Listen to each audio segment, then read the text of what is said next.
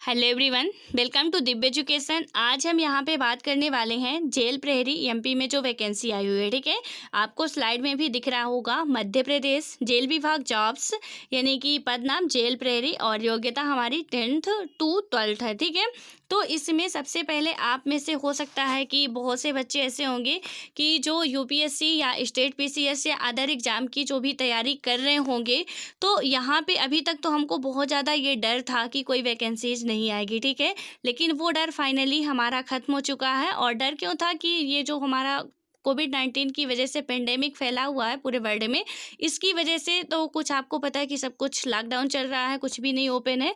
तो यहाँ पे ये था कि वैकेंसी नहीं आने वाली है, बट अब हमारा डर क्या हुआ है, ख़त्म हुआ है और वैकेंसीज एमपी गवर्नमेंट के द्वारा कुछ निकाली गई हैं और भी अदर स्टेटों के द्वारा भी क्या है, वैकेंसीज अब निकाली जा रही हैं। ठीक है, सो अब हमको जो भी हम तैयारी कर रहे हैं, जितने भी बच्चे हैं जो तैयारी कर रहे हैं, जिनको गवर्नमेंट जॉब पानी है, ठीक है, तो आप किसी भी लेवल का अभी तैयारी कर रहे हो, किसी भी लेवल के एग्ज़ाम की, लेकिन आप सभी लोग क्या करना, एक बार फॉर्म अप्लाई ज़रूर करना और फॉर्म अप्लाई करके इसका एग्ज़ाम भी देने ज़रूर जाना। क्योंकि हमारे पास क्या है कि आप चाहो तो, चाहे आप यूपीएससी की भी प्रिपरेशन कर रहे हो, फिर भी मेरा तो यही मानना है कि एक बार आप लोग क्या करना, फॉर्म अप्लाई ज़रूर करके उसका पेपर देने ज़रूर जाना। ठीक है, और मैं उनके लिए नहीं बोल रही हूँ कि जो अभी जिनका एग्ज़ाम होने वाला है, मैं यहाँ उनके लिए बोल रही हूँ जो अभी स्टार्ट ही कर रहे हैं, यूपीएससी या एमपीपीएससी जो भी है, तो उनके लिए भी है कि यदि आप लोग अभी स्टार्ट कर रहे हो तो आप अभी इसका एग्ज़ाम दो। ठीक है,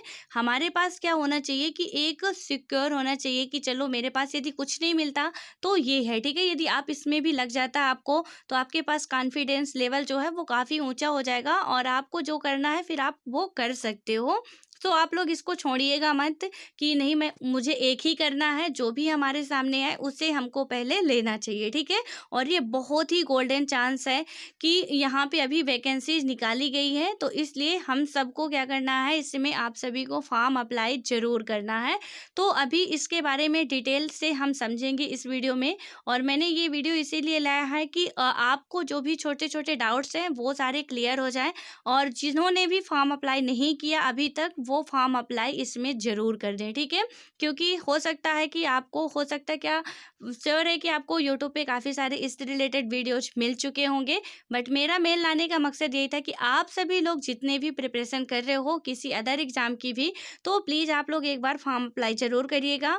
और यहाँ पे जो जो भी इसकी रिक्वायरमेंट है उसको आप यदि पूरा कर रहे हो तो फॉर्म अप्लाई करने से पीछे नहीं हटना है। ठीक है, सो यहाँ पे यदि हम समझते हैं कि इसमें क्या क्या बातें हैं, इसकी डिटेल क्या है, इसकी एज क्या है और इसमें क्या क्या, मतलब ये ऑल ओवर इंडिया के लिए है या नहीं है, वो सारी बातें हम समझते हैं। ठीक है, तो सबसे पहले हमको ये जान लेना ज़रूरी है कि ये जो वैकेंसी निकाली गई है जेल प्रहरी की, वो ऑल ओवर इंडिया के लिए। ठीक है, हाँ, तो ये है कि थोड़ा सा इंडिया जो स्थानीय निवासी हैं एमपी के, उनके लिए कुछ ज़्यादा छूट है, और जो अलग हैं, मतलब अलग स्टेट से होंगे, उनके लिए कोई छूट वगैरह नहीं है, कोई आरक्षण नहीं है। ठीक है, लेकिन फॉर्म अप्लाई कर सकते हैं वो भी। ठीक है, तो आप चाहे यूपी के हो, चाहे एमपी के हो, चाहे बिहार के हो, कहीं के भी हो, मतलब इंडिया, ऑल ओवर इंडिया का मतलब है आप इंडिया के किसी भी कोने से हो, आप इसमें फॉर्म अप्लाई कर सकते हो। ये सबसे अच्छा और सबसे, बोले तो सबसे बड़ी गुड न्यूज़ है। ठीक है, देन उसके बाद इसमें डिटेल में क्या क्या बातें कही गई हैं, तो सब इसका डिपार्टमेंट नेम क्या होगा, एमपी व्यापम। देन उसके बाद है कि जॉब्स नेम क्या है, हमारा जेल प्रहरी, और टोटल जॉब्स कितनी है इसमें, 338 है। और आप में से यदि इसका 27 जुलाई को ही क्या है, नोटिफिकेशन आ चुका है, और वहाँ पे आपको 282 जॉब्स, जो टोटल जॉब्स है वो दिया है। ठीक है, अभी मैं समझाती हूँ कि उसमें क्या क्या ये थी 338 हम यहाँ पे क्यों पढ़ रहे हैं। तो वहाँ पे नोटिफिकेशन में साफ साफ लिखा हुआ है कि ये जो पद हैं, ठीक है, यानी कि टोटल जॉब्स हैं जो, वो क्या किए जाएंगे, इनकी संख्या आवश्यकता अनुसार घटाई या बढ़ाई जा सकती है। ठीक है, सो इसके लिए आपको टेंशन नहीं लेना है। और हाँ, यहाँ पे इसकी डेट भी, जो एग्ज़ाम डेट है, मतलब फॉर्म अप्लाई करने की, वो भी बढ़ाई या घटाई जाएगी। तो यहाँ पे जॉब से जो हमारा क्या है कि जितने भी पद हैं वो क्या किए जा सकते हैं, अभी आवश्यकता यदि पड़ी तो बढ़ाए भी जा सकते हैं और घटाए भी जा सकते हैं। ठीक है, देन उसके बाद हम बात करते हैं एक्सपीरियंस की, कि इसमें क्या क्या एक्सपीरियंस चाहिए, तो यहाँ पे कोई एक्सपीरियंस नहीं है, और है भी तो अच्छी बात है, यानी फ्रेशर भी हो आप तो अप्लाई कर सकते हो, और यदि आपके पास कोई अनुभव है तो भी आप अप्लाई कर सकते हो, ठीक है। जैसे सैनिक हो गए या होम गार्ड सैनिक हो गए, वो क्या कर सकते हैं, यहाँ पे फॉर्म अप्लाई कर सकते हैं, ठीक है। और आपको नोटिफिकेशन टेलीग्राम में डिस्क्रिप्शन में लिंक दी हुई है टेलीग्राम की, वहाँ से मैं PDF टेलीग्राम में सेंड कर दूँगी, आप वहाँ से जाके डाउनलोड करके पूरा 37 पेज की हमारी नोटिफिकेशन है, और आप उसको अच्छे तरीके से पढ़ के समझ लीजिएगा, ठीक है। हालांकि मैं पूरा उसका ओवरव्यू यहाँ पे समझा दूँगी, ज़्यादा आपको फिर पढ़ने की ज़रूरत नहीं पड़ेगी, बट फिर भी आप लोग एक बार अपने संतोष के लिए उसको पढ़ लीजिएगा। तो यहाँ पे हमारा एक्सपीरियंस क्या है, फ्रेशर हो यानी कि हमारे पास कोई अनुभव नहीं है, फिर भी हम अप्लाई कर सकते हैं, और यदि अनुभव है तो भी अप्लाई कर सकते हैं, ठीक है। उसके बाद हमारा है पेमेंट, कि हमको पेमेंट कितना दिया जाएगा। तो यहाँ पे जैसे भी जिस भी ग्रेड पे आपको जॉब्स मिलेगी उस अकॉर्डिंग है, यानी 5200 से लेके 2200 तक, ठीक है। और इसमें प्लस क्या किया जाएगा, 1900 तक जितना भी हमारा 7वां वेतन जो अभी लागू हुआ है, तो वो भी इसमें इंक्लूड किया जाएगा इसी वेतन में, ठीक है, जो आपको वेतन मिलेगा। तो यहाँ तो 5200 और 20200 है, और प्लस क्या किया जाएगा, 7वां वेतन भी आपको उसमें मिला के दिया जाएगा। उसके बाद हमारा आता है जॉब की कैटेगरी, तो ये क्या है, मध्य प्रदेश पुलिस भर्ती है। और अप्लाई जो हमारा मोड है, ठीक है, यानी कि हम बात करें कि फॉर्म अप्लाई कैसे कर सकते हैं। सो फॉर्म अप्लाई हम ऑनलाइन सिस्टम द्वारा कर सकते हैं। तो फॉर्म अप्लाई हमको क्या करना, ऑनलाइन करना है, लेकिन जो हमको एग्ज़ाम मोड है, ठीक है, यानी कि एग्ज़ाम कैसे कंडक्ट कराया जाएगा, तो इसका एग्ज़ाम जो है वो हमारा ऑफलाइन होगा, ठीक है। यानी कि यहाँ पे ऑफलाइन का होगा, आप जो से देखते हो आंसर शीट मिलती है आपको वहाँ पे, और फिल करना पड़ता है उसमें। ऐसे यदि आपने कभी एग्ज़ाम दिए होंगे तो पता होगा आपको, तो ऐसे उसमें सर्किल बने रहते हैं, ABCD करके लिखा रहता है, ठीक है। तो वहाँ पे हमको फिल करना पड़ता है, जो जिस भी क्वेश्चन का राइट आंसर जो होता है, तो उसमें क्या करना पड़ता है, हम फिल करते हैं कि मतलब इस सर्किल को क्या करते, पूरा अच्छे तरीके से भरना पड़ता है, ठीक है। वहाँ पे आपको लिखा भी रहता है नोट में कि आप इसको अच्छे तरीके से भरोगे, यदि नहीं भरते हो तो आपका गलत माना जाएगा।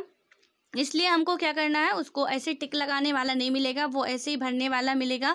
और हाँ, एक इम्पॉर्टेंट बात और है कि आप जब भी एग्ज़ाम देने जाइएगा ब्लैक पेन ही यूज करिएगा, ठीक है। और वहाँ पे नोटिफिकेशन में भी लिखा हुआ है ब्लैक पेन ही यूज करना है। देन उसके बाद आपको जो एग्ज़ाम जो आपको आंसर शीट मिलती है उसमें भी लिखा रहता है कि हमको ब्लैक पेन ही इसमें यूज करना है, ठीक है। तो आपके लिए ये अच्छा रहेगा कि आप लोग क्या करें, ब्लैक पेन ही लेके जाएँ, और ये जो सर्किल होता है इसको पूरा अच्छे तरीके से, जहाँ भी राइट हो जिसको भी आप भर रहे हो, पूरा अच्छे तरीके से फिल करना है, ठीक है। तो एग्ज़ाम कैसे होगा, इसका ऑफलाइन होगा, और कोई लिखित नहीं होने वाला है कि हम लिख के वहाँ पे हमको क्वेश्चन का आंसर लिखना पड़ेगा, ऑब्जेक्टिव टाइप ही क्वेश्चन पूछे जाएंगे, ठीक है। ये बात भी आप याद रखना। देन उसके बाद हमारी है कि लैंग्वेज क्या होगी, तो हमारा जो पेपर है वो दोनों ही माध्यम में होगा, ठीक है। एक हिंदी और इंग्लिश दोनों ही भाषाओं में आएगा, आप जिसमें भी कंफर्टेबल हो एग्ज़ाम दे सकते हो। उसके बाद है जॉब्स एरिया कहाँ होगा, मध्य प्रदेश है। और यहाँ पे बात करें तो स्टार्टिंग डेट जो है वो कब से इसका फॉर्म अप्लाई स्टार्ट हो चुका है, तो यहाँ पे है 27 जुलाई, ठीक है, 27/7/2020। और यदि लास्ट डेट की बात करें तो 10 अगस्त तक इसकी लास्ट डेट है, ठीक है। यानी कि आज कितने तारीख है, आज हमारी हो गई 3 तारीख, ठीक है। और 10 अगस्त तक आप क्या कर सकते हो, फॉर्म इसमें अप्लाई कर सकते हो। हालांकि यहाँ पे श्योर नहीं है, ये है कि ये जो कोविड-19 की वजह से हो सकता है कि इसकी डेट बढ़े अभी, ठीक है, क्योंकि जो भी बच्चे हैं वो जा नहीं पा रहे हैं फॉर्म अप्लाई करने के लिए। आपको पता है सब जगह लॉकडाउन चल रहा है, तो ज़्यादा घबराने की ज़रूरत नहीं है, इसकी डेट बढ़ेगी शायद, जहाँ तक अभी आशा पाई जा रही है कि और भी बढ़ाई जाएगी। तो इसकी डेट कब तक है, फाइनली मान के चलो आपकी 10 अगस्त तक ही इसमें दी गई है, तो हमको अभी यही मानना चाहिए, ठीक है। तो इसकी लास्ट डेट है, और मैं तो यही कहूँगी कि प्लीज़ आप सभी लोग फॉर्म अप्लाई ज़रूर करें और इसका एग्ज़ाम देने ज़रूर जाएँ। हाँ, यदि आपका सिलेक्शन हो जाता है और उसके बाद आप जॉब छोड़ना चाहते हो तो बिंदास छोड़ सकते हो, कोई दिक्कत नहीं है, लेकिन एक बार हमको एग्ज़ाम ज़रूर देना चाहिए, ठीक है। उसके बाद हम बात करें हमारा जो अगला है कि इसमें क्या है, MP जेल प्रहरी भर्ती परीक्षा 2020 पदों का विवरण, ठीक है। जो मैंने अभी 338 पद बताए उसके पद का विवरण बात करें हम, यहाँ पे जेल प्रहरी कार्यपालिका, ठीक है। तो इसमें 282, जो हमारा नोटिफिकेशन में साफ साफ लिखा हुआ है 282 पद, तो क्या है, कार्यपालिका, ठीक है। जेल प्रहरी कार्यपालिका के लिए 282 पद होंगे। और जेल प्रहरी संविदा के लिए 56 पद है टोटल, यानी 338 पद हैं। ठीक है, आपको याद रखना, और ये भी याद रखना है कि इसमें से जो हमारे पद हैं वो घटाए या बढ़ाए जाएंगे। ठीक है, उसके बाद हमारा आता है, आगे बात करें हम, शैक्षणिक योग्यता क्या होगी इसमें, कि हमको कितने तक पढ़े होना चाहिए, क्या होना चाहिए। तो आप 10वीं या 12वीं पास हो, यदि उत्तीर्ण हो, ठीक है, तो वहाँ पे आप इसमें फॉर्म अप्लाई कर सकते हो। यहाँ पे ग्रेजुएशन वाला कोई फंडा नहीं है कि आपका ग्रेजुएशन कंप्लीट होना चाहिए या नहीं, या कोई अदर डिग्री होनी चाहिए कंप्यूटर वगैरह की, कुछ नहीं है। आप यदि 10th या 12th एग्ज़ाम पास कर चुके हैं तो वहाँ पे क्या है, आप फॉर्म अप्लाई कर सकते हैं। ठीक है, देन उसके बाद हमारी आयु लिमिट की बात करें, एज लिमिट की, तो यहाँ पे दी गई है उम्मीदवार की जो आयु होगी वो 18 से 40 वर्ष होगी। ठीक है, तो यहाँ पे 40 वर्ष नहीं 38 वर्ष होगा, और इसका मतलब क्या है कि 18 से 33 वर्ष तक क्या है, जो भी हमारे मतलब सामान्य कैटेगरी के लोग हैं, ठीक है, जनरल कैटेगरी के लोग हैं, जो किसी भी आरक्षण के क्षेत्र में नहीं आते हैं, उनके लिए क्या है, न्यूनतम आयु 18 वर्ष और अधिकतम आयु 33 वर्ष है। ठीक है, लेकिन जो SC ST और जो लड़कियां हैं उनके लिए क्या है कि जो हमारी न्यूनतम आयु है वो 18 वर्ष है, और अधिकतम आयु क्या की गई है, 38 वर्ष कर दी गई है, यानी कि 5 वर्ष इनको और अधिक छूट दी गई है। ठीक है, तो इन लोगों को, SC ST वालों को और जो भी गर्ल्स हैं उनके लिए 5 वर्ष की और अधिक ज़्यादा छूट दी गई है। तो 18 से 38 वर्ष तक किनके लिए है, ये जो SC ST की है और लड़कियां हैं। ठीक है, लड़कियां चाहे वो जनरल कैटेगरी की हों, चाहे SC ST OBC किसी भी कैटेगरी की आती हैं, उनके लिए ये छूट का प्रावधान है। और लड़कों के लिए है कि जो भी जनरल कैटेगरी के हैं वो 18 से 33 वर्ष तक ही क्या कर सकते हैं, फॉर्म अप्लाई कर सकते हैं, यानी न्यूनतम 18 वर्ष और अधिकतम हमारी 33 होनी चाहिए।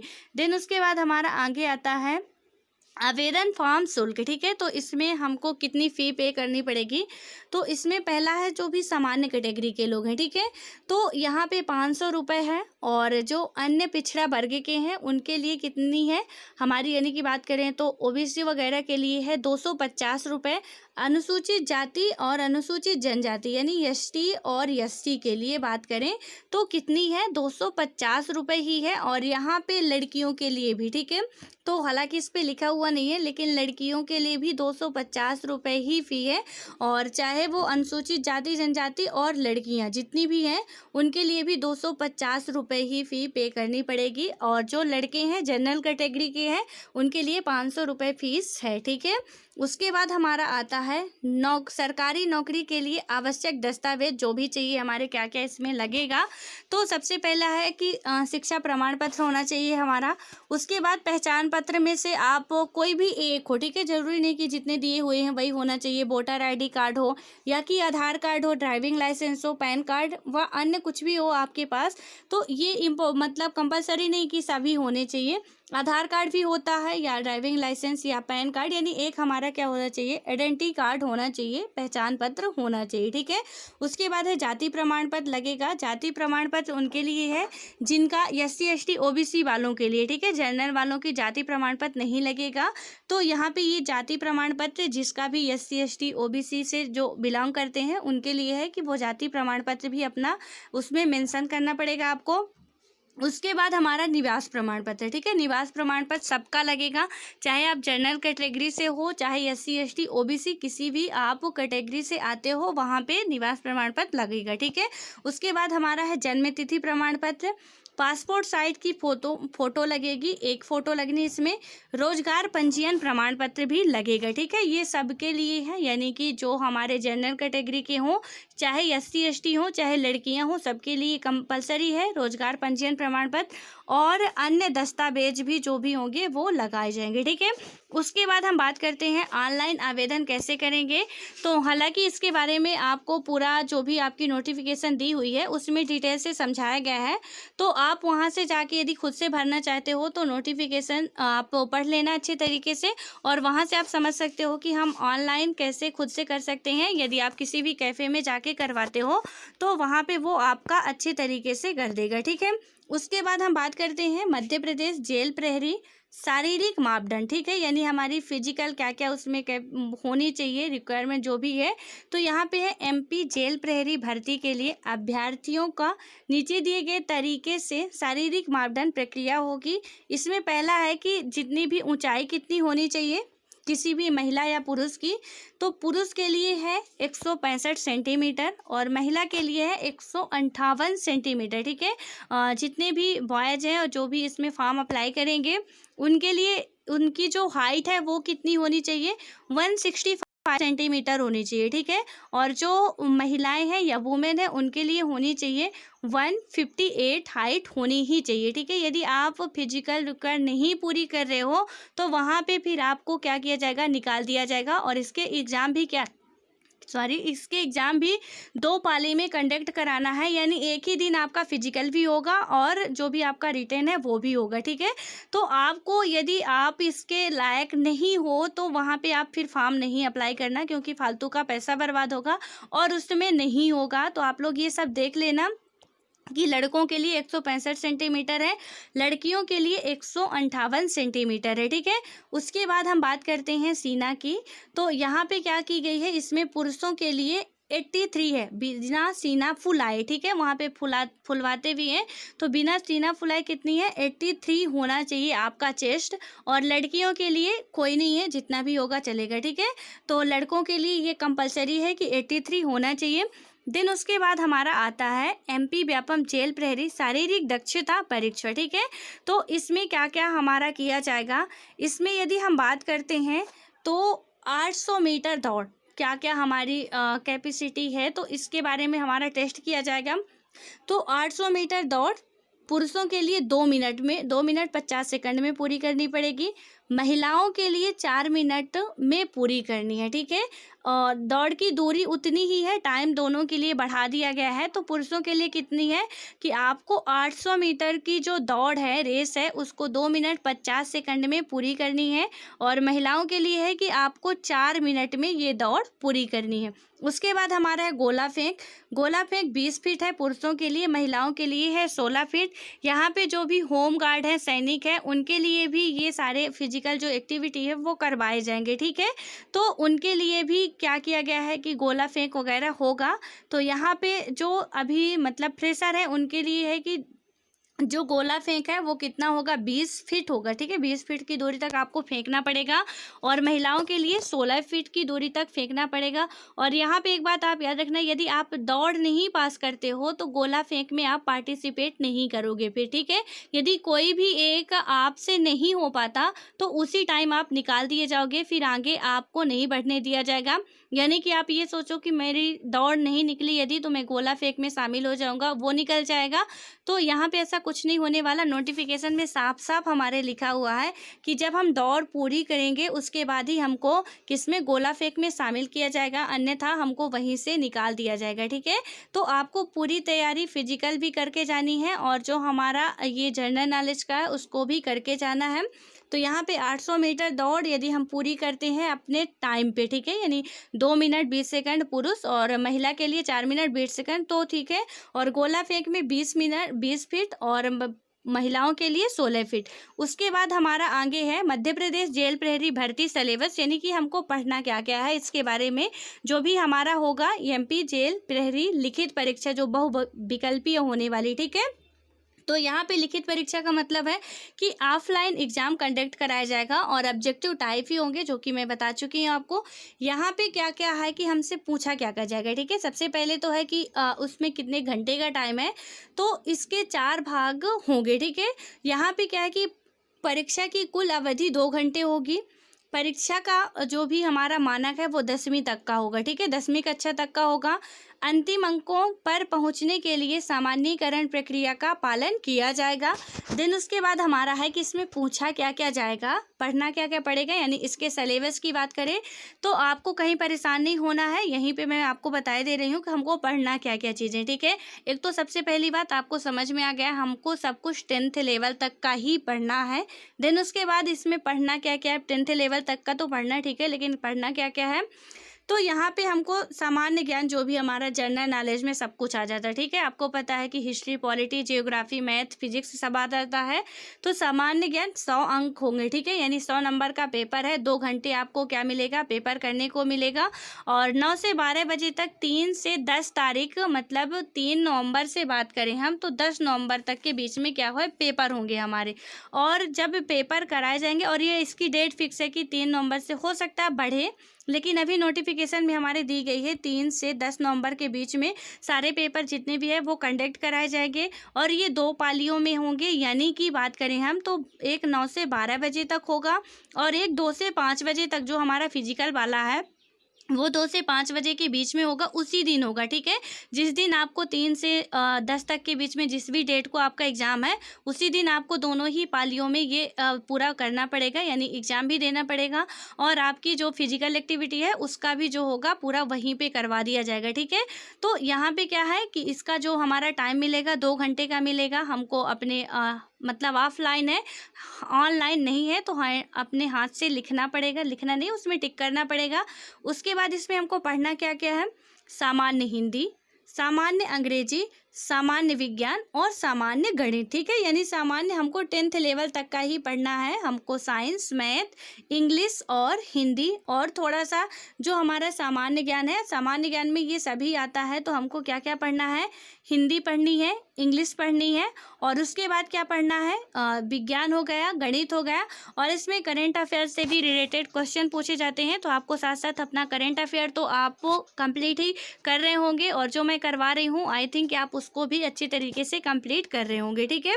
सो यहाँ पे आपको बस इतना ही इसमें जो मेन जानकारी है, तो यहाँ पे सॉल्व हो चुकी होगी आपकी, और आपको जानकारी मिल भी चुकी होगी। और यदि कोई भी डाउट है कि और भी कुछ इसमें से आपको कुछ समझ में नहीं आया, वो आप बिल्कुल कमेंट बॉक्स में कमेंट करके पूछ सकते हो, मैं सारे डाउट आपके क्लियर कर दूंगी। और हाँ, एक बार फिर बता रही हूँ कि जो भी आपको नोटिफिकेशन इसका आया हुआ है पूरा 37 पेज का, क्योंकि जब भी नोटिफिकेशन हमको ये है कि इग्नोर नहीं करना चाहिए, ज़रूर पढ़ना चाहिए। कभी कभी क्या है कि नोटिफिकेशन से भी क्वेश्चन पूछ लेता है, ठीक है।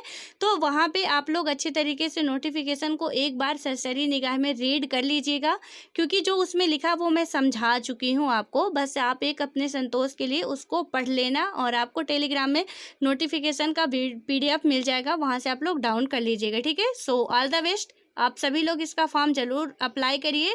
और एक वैकेंसी जो भी है, यानी 338 में हमको एक ही लेनी है, और वो एक आपकी होगी, ठीक है। सो ऑल द बेस्ट, मिलते हैं नेक्स्ट वीडियो में। और जो भी आपके डाउट्स हो प्लीज़ ज़रूर कमेंट बॉक्स में कमेंट करके ज़रूर बताइएगा।